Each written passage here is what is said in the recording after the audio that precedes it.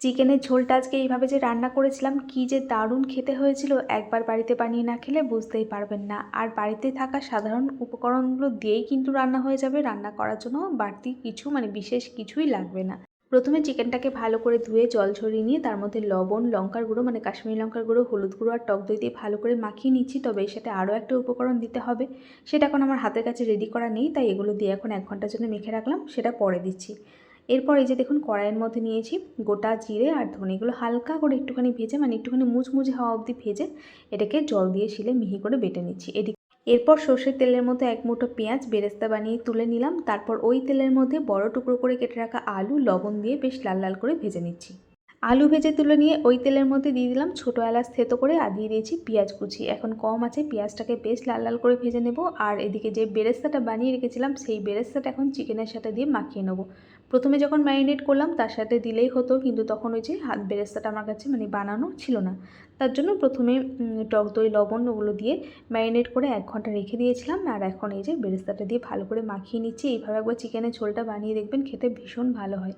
এরপরে যে পেঁয়াজটা ভাজা হয়ে গেলে তার মধ্যে দিয়ে দিলাম হলুদ গুঁড়ো আর কাশ্মীরি লঙ্কার গুঁড়ো। আর আদাটা আমার কাছে বাটা আছে, মিক্সিতে বেটে রেখেছি আদা, তবে রসুনটা আমি শিলে বেটে নিলাম। রসুনটা আমি চেষ্টা করি শিলে বেটে রান্না করার। রসুনটা প্রথমে পেঁয়াজ ভেজে নেওয়ার পর রসুন বাটাটা দিয়ে অল্প একটু জল দিয়ে 1 মিনিট মতো প্রথমে পেঁয়াজের সাথে রসুনটাকে কষিয়ে নেব। তারপর এই যে জিরে ধনে শুকনো কড়াইতে ভেজে জল দিয়ে বেটে রেখেছিলাম সেটা দিয়ে দিলাম আর দিয়ে দিয়েছি আদা বাটা। এখন কম আছে মশলাগুলো সময় নিয়ে ভালো করে কষাতে হবে। সঙ্গে দিয়ে দিলাম লঙ্কা বাটা, আমি কাঁচা লঙ্কা বাটা দিয়েছি, আপনারা চাইলে শুকনো লঙ্কা বাটাও দিতে পারেন। এরপরে যে অল্প অল্প করে জল দেবো, সাথে এই যে টমেটো কুচি দিয়ে এখন মশলাটাকে সময় নিয়ে ভালো করে কষিয়ে নিয়েছি। দেখুন কালারটাও কিন্তু বেশ সুন্দর এসেছে। এখন ম্যারিনেট করে রাখা চিকেনটাকে দিয়ে এখন মশলার সাথে শুধু কষিয়ে নেওয়ার পালা।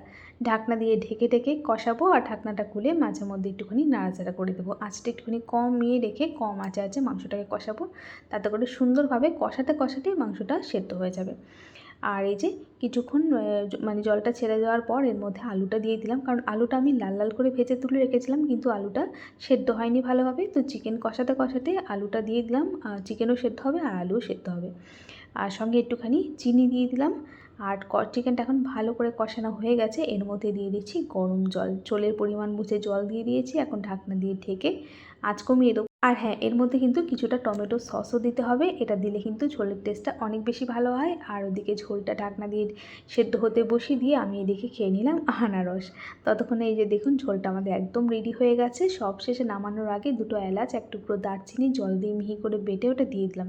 এইভাবে গোটা গরম মশলা বাটা দিলে ঝোলের টেস্টটা অনেক বেশি ভালো হয়। ব্যাস, গরম মশলাটা দিয়ে তো আর ফোটাবো না, এখন গ্যাস বন্ধ করে ঢেকে দিলাম। গরম গরম ভাতের সাথে এই ঝোলটা খেতে ভীষণ ভালো লাগছিল। তো ঝোলটা তো রেডি হয়ে গেছে। আর এদিকে এই যে আজকে মিঠির জন্য মোমো বানিয়েছিলাম, সেটা তো আপনাদের আগের দিনের ভিডিও দেখিয়েছিলাম, এই ভিডিওটা কদিন আগের, পরে পোস্ট করছি। তো মোমো বানাতে না আমার একদম ভালো লাগে না, আর আমার মেয়ে মোমো খেতে খুব ভালোবাসে। তো হয়েছে তার জন্য ওই যে মোমোর পুরটাকে রান্নার পরে মোমোটাকে বানিয়ে রেখে দিচ্ছি। আর ভেবেছিলাম যে দুপুরবেলা দেবো না, একেবারে বিকালে খাবে, কিন্তু ও তো জানে আজকে মোমো বানাবো, আর ও তো জানে আমি এই সময় বানিয়ে রাখবো।